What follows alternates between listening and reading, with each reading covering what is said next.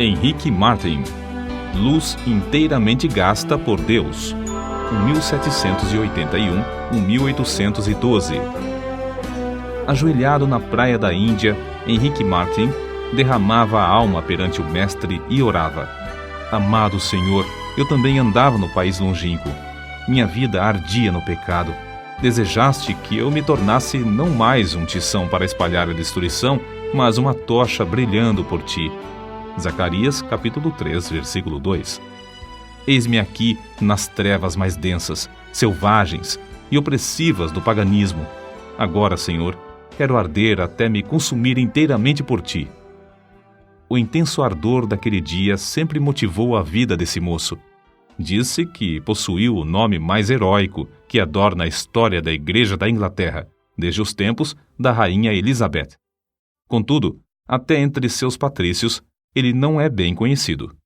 Seu pai era de físico franzino e, após o seu falecimento, os 4 filhos, inclusive Henrique, não tardaram a contrair a mesma enfermidade, a tuberculose. Com a morte do pai, Henrique perdeu seu intenso gozo pela matemática e passou a se interessar grandemente pela leitura da Bíblia. Diplomou-se com mais honras do que todos da sua classe. O Espírito Santo, porém, falou à sua alma: Buscas grandes coisas para ti, não as busques. Acerca dos seus estudos, testificou: Alcancei o ponto mais alto que desejara, mas fiquei desapontado ao ver como tinha agarrado apenas uma sombra. Tinha por costume levantar-se cedo, de madrugada, e andar sozinho pelos campos para desfrutar de comunhão íntima com Deus. O resultado foi que abandonou para sempre o plano de ser advogado, um alvo que, até então, perseguia, porque não podia consentir em ser pobre pelo amor de Cristo. Ao ouvir um sermão sobre o estado perdido dos pagãos, resolveu dar a sua vida como missionário. Ao conhecer a vida abnegada do missionário Guilherme Carey e sua grande obra na Índia, sentiu-se dirigido a trabalhar no mesmo país. O desejo de levar a mensagem de salvação aos povos que não conheciam a Cristo tornou-se como um fogo inextinguível na sua alma pela leitura da biografia de David Brainerd, que morrera quando ainda muito jovem. Esse missionário partiu para a glória com a idade de 29 anos depois de dedicar sua vida inteiramente ao serviço de evangelização dos silvícolas da América do Norte. Henrique Martin reconhecia que, como haviam sido poucos os anos da obra de David Brainerd, assim também seria com ele. Então, se acendeu nele a mesma paixão de gastar-se inteiramente por Cristo no breve espaço de tempo que lhe restava. Seus sermões não consistiam em palavras de sabedoria humana, mas sempre se dirigia ao povo como um moribundo pregando aos moribundos. Havia um grande embaraço para Henrique Martin. A mãe de sua noiva, Lydia Grenfell, não consentiria que se casassem caso ele insistisse em levá-la para o estrangeiro. Henrique amava Lydia, e o seu maior desejo terrestre era estabelecer um lar e trabalhar junto com ela na seara do Senhor. Acerca disto, ele escreveu no seu diário: Continuei 1 hora a mais em oração, lutando contra o que me ligava. Cada vez que estava perto de ganhar a vitória, o coração voltava para o seu ídolo. Finalmente, deitei-me sentindo grande mágoa. Então, lembrou-se de David Brainerd, o qual negava a si mesmo todos os confortos da civilização. Andava grandes distâncias sozinho na floresta, passava dias com fome e, depois de assim se esforçar por 5 anos, voltou para falecer tuberculoso nos braços da sua noiva, Jerusa, filha de Jonatas Edwards. Por fim, Henrique Martin também ganhou a vitória, obedecendo a chamada para sacrificar-se em prol da salvação dos perdidos. Ao embarcar para a Índia, em 1805, escreveu: Se eu viver ou morrer, que Cristo seja magnificado pela colheita de multidões para ele. A bordo do navio, ao afastar-se da sua pátria, Henrique Martin chorou como uma criança. Contudo, nada podia desviá-lo da sua firme resolução de seguir a direção divina. Ele era um tição arrebatado do fogo, e repentinamente dizia: Que eu seja uma chama de fogo no serviço divino. Depois de 9 longos meses a bordo, e quando já se achava perto do seu destino, passou um dia inteiro em jejum e oração. Sentia quão grande era o sacrifício da cruz e como era igualmente grande a sua responsabilidade para com os perdidos na idolatria da Índia. Continuava a repetir: Tenho posto vigias sobre os teus muros, ó Jerusalém. Eles não se calarão jamais, em todo o dia, nem em toda a noite. Não descanseis vós os que fazeis lembrar a Jeová, e não lhe deis a ele descanso, até que estabeleça, e até que ponha a Jerusalém por objeto de louvor na terra. Isaías capítulo 62, versículo 6. A chegada de Henrique Martyn à Índia, no mês de abril de 1806, foi também em resposta à oração de outros.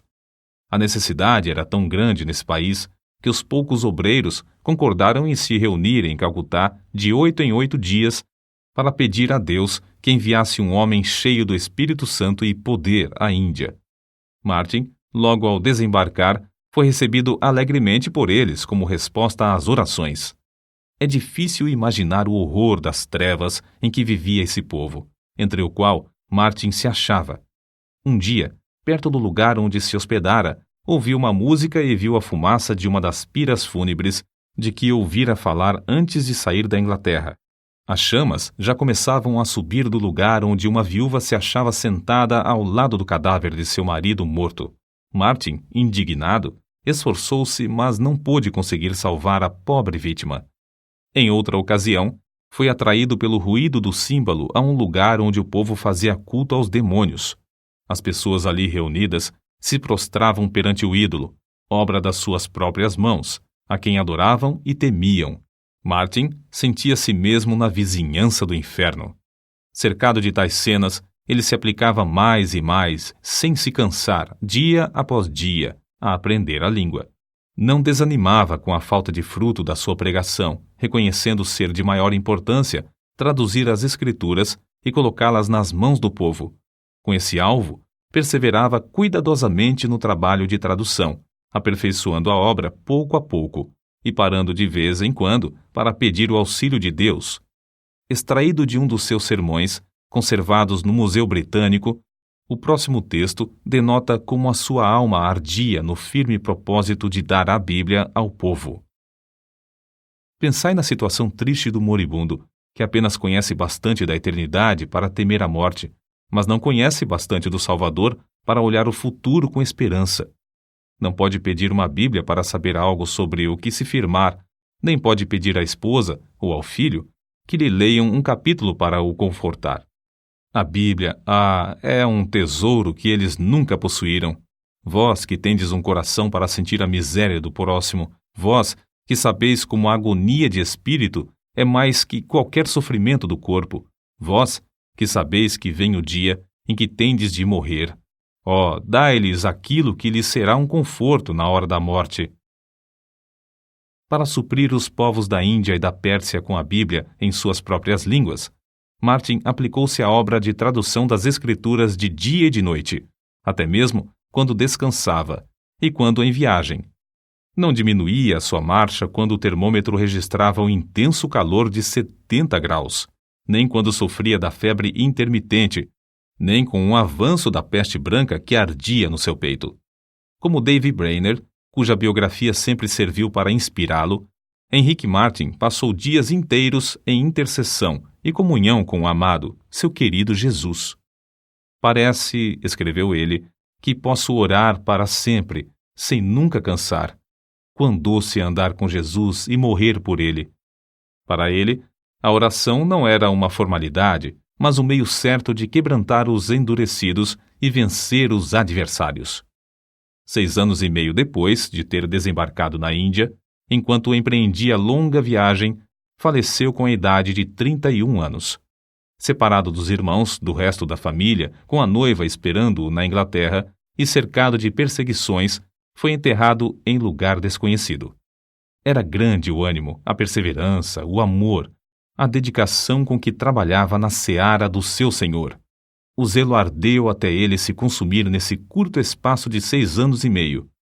É-nos impossível apreciar quão grande foi a sua obra, feita em tão poucos anos. Além de pregar, conseguiu traduzir porções das Sagradas Escrituras para as línguas de 1/4 de todos os habitantes do mundo. O Novo Testamento em hindu, hindustão e persa, e os evangelhos em judaico-persa são apenas uma parte das suas obras. 4 anos depois da sua morte, nasceu Fidelia Fiske, no sossego da Nova Inglaterra. Quando ainda aluna na escola, leu a biografia de Henrique Martin. Andou 45 quilômetros de noite, sob violenta tempestade de neve, para pedir à sua mãe que a deixasse ir pregar o evangelho às mulheres persas. Ao chegar à Pérsia, reuniu muitas mulheres e lhes contou sobre o amor de Jesus, até que o avivamento em Oromiar tornou-se outro Pentecostes. Se Henrique Martin, que entregou tudo para o serviço do Rei dos Reis, pudesse visitar a Índia e a Pérsia hoje, que grande obra encontraria! Obra feita por tão grande número de fiéis filhos de Deus, nos quais ardeu o mesmo fogo pela simples leitura da biografia desse pioneiro.